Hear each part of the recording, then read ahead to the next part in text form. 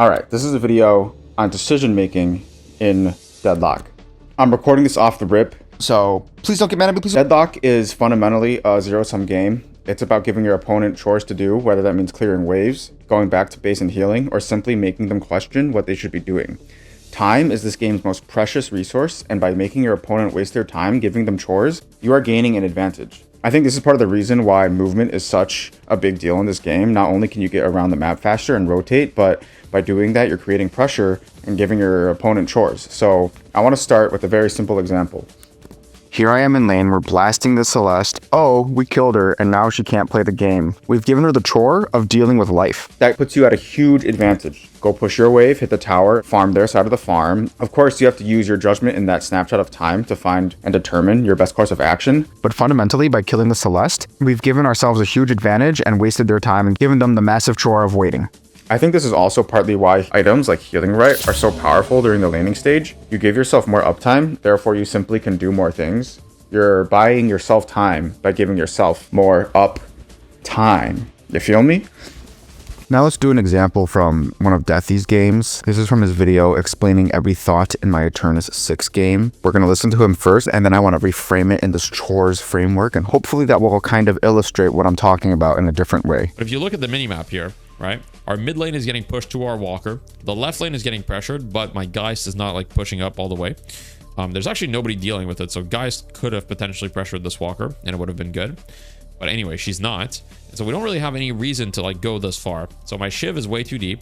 And when your teammate is doing something that's kind of silly or not optimal, it's okay to just ignore it. I decided to follow up, which is 100% on me, and then I died for it. The enemy creeps attacking Deathy's mid walker here is bad for a pretty obvious reason if you think about it. You don't really want to lose walker health. And while the walker won't die to this wave necessarily, it'll do enough damage to significantly impact how the team plays later in the game. The enemy team may not have intentionally forced this wave to craft into the walker, but it's nonetheless creating a chore for Deathy's team to deal with. Someone may feel pressure from this wave to rotate over and clear it out, wasting their time, thus giving the enemy team a massive advantage. Conversely, this logic applies to what the Geist could have done. By applying pressure to the left lane, the Geist would have damaged the enemy team's walker and potentially forced someone to rotate, wasting their time, giving them a massive chore to do, and giving Deathy's team a huge advantage. And I think this goes back to my main point about this game being fundamentally zero-sum. When you farm their side of the map, when you move the line of scrimmage to their side of the map, when you make them waste time, you are gaining souls,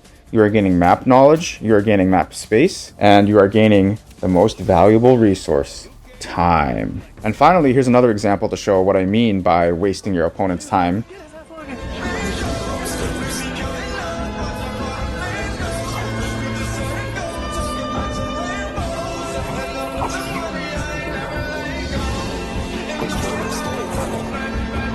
My refresher, yep.